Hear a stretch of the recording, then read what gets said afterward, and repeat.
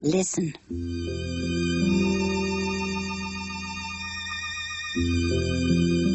Perhaps you catch a hint of an ancient state not quite forgotten.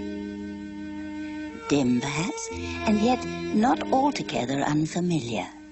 Like a song whose name is long forgotten and the circumstances in which you heard completely unremembered. Listen. Shortly after I arrived at Columbia, one of my first duties was to hire a research psychologist for a special collaborative study program.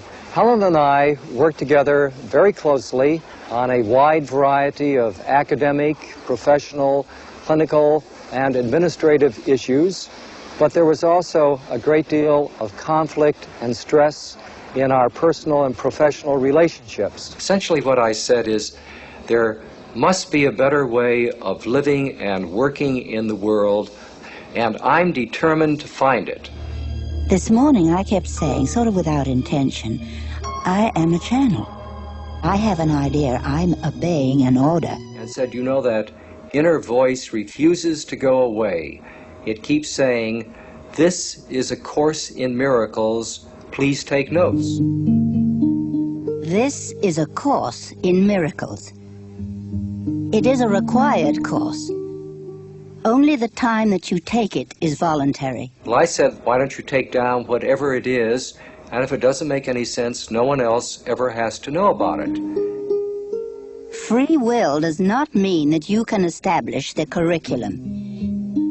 It means only that you can elect what you want to take at a given time. Helen prided herself as a research psychologist, not as someone who heard voices, who had heightened visual imagery. It was extremely distressing to her. She kept feeling that maybe she was losing her mind. I found myself turning to Helen and saying to her, "You're hearing an inner voice, aren't you?" And I didn't really know what I meant. The course does not aim at teaching the meaning of love, for that is beyond what can be taught.